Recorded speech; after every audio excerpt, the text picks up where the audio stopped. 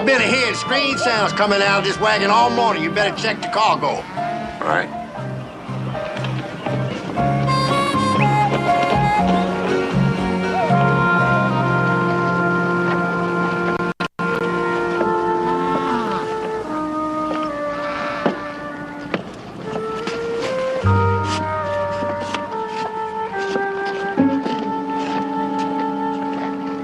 Have I got a surprise for you?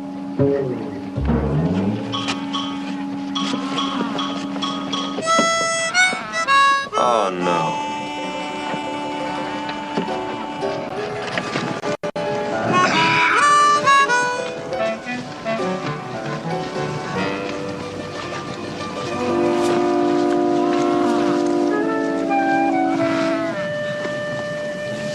Shall we ask questions, or are you going to tell us what's going on?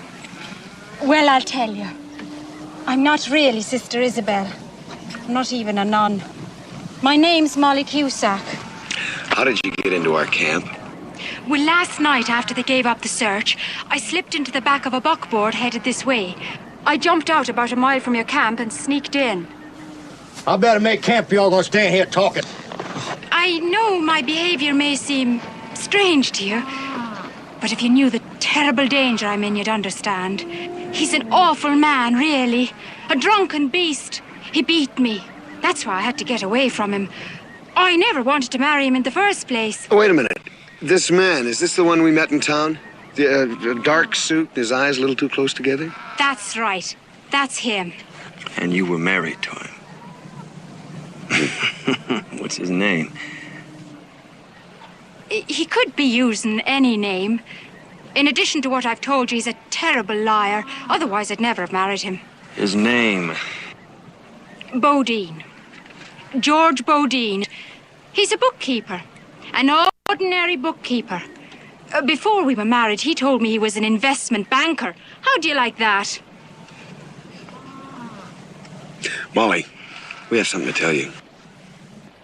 Sit down. Sit down a minute. Over there. Now, first of all, the story's not bad. It's not bad at all. There's only one reason why we don't believe it. But why not? It's the truth. Yeah, Molly. We'd absolutely believe it except for one thing.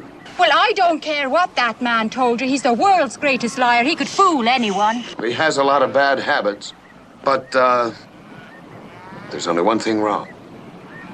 We've known him a long, long time. Yeah. Mm-hmm. His name isn't George Bodine. It's not? Mm-hmm. It's Harry Briscoe. And Harry is not the world's greatest at anything, not even lying. You want to know the truth? The truth is, you were a typewriter working in a bank in Independence, Missouri, and you stole $30,000. And Harry is an agent for the Bannerman Detective Agency. And now he's looking for you. Right? Wrong. Wrong? Wrong. I was a typewriter working in the bank. And Harry Briscoe comes along and starts taking me out to supper and soft-soaping me and telling me stories. And finally, he told me why. He needed a partner, me, to help him steal a fortune from my employers. Harry Briscoe planned a bank robbery?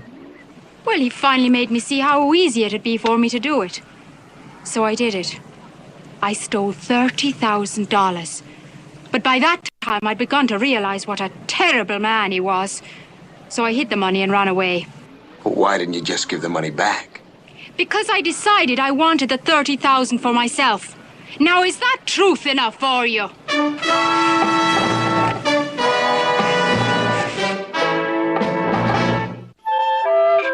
There's only one thing I've been trying to figure out all evening. I don't understand. What? How you could convince Sister Julia that you're really a nun. What's hard about that? I was born a Catholic. My parents came from Kilkenny. My sister is a nun. As a matter of fact, it was her habit I took when I ran away. Your sister's a nun, and Harry managed to convince you to steal $30,000? Well, he didn't meet much resistance. The Cusacks have a lot of getting even to do. Getting even? Oh, it's an old saying of my father's. For a lot of years, all we could do was get mad. I don't understand. That's because you're not Irish. I am Irish. Jones is Irish. Well, my grandparents, they came from Londonderry. Londonderry?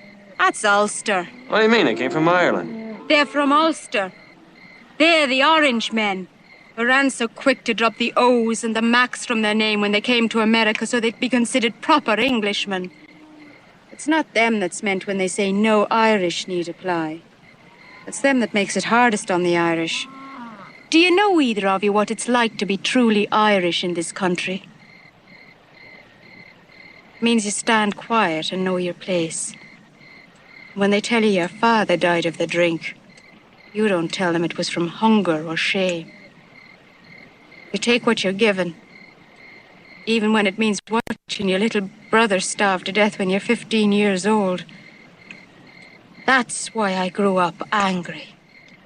Yeah. Maybe a little too angry, though, Molly. That's what my father used to say. Even as he lay sick in his last week, he said, "You're too angry, Molly." There's an old saying in Kilkenny, he says, "Don't get mad, get even." And that's what I did. And you're not sorry about it, are you? I don't know. I haven't had time to think about it. Well, stealing money's more than getting even, Molly. It's getting in a mess of trouble, too. What my friend is saying is that we found out that it didn't work. There are easier ways of getting even if that's what you really want to do. Molly, you know we're gonna have to turn you in when we get to Kettle Drum. Oh, why do you think I came back here? I thought of all the people in the world I could trust it to be you two. You're not lawmen. You're not obligated to turn me in. Yes, we are. Everyone back there knows that we brought you into town. We can't afford to be connected with the bank thief. Why not? You didn't steal the money. It's a long story, Molly, but believe me, we gotta turn you in. Because we can't afford to be connected in any way or even suspected of being connected in any way with a theft from a bank. Gonna have to turn you in. I can't believe it. You're absolutely spineless sponges. You're real Orangemen, both of you. His grandparents came from Londonderry. What's your excuse? Mine came from England. Fellas, the money's hidden not too far from here. I'll split it with you. That's a real temptation. We just can't afford that either. Smith and Jones. And you were saying how you tried and it didn't work. I think I'm beginning to understand. You're thieves yourselves. Now, maybe ex-thieves, Molly. But then again, maybe not. In any case, we're gonna have to turn you into the first sheriff we come to. Got no choice.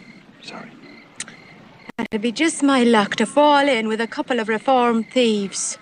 They're the worst kind. You know, I think she may be right.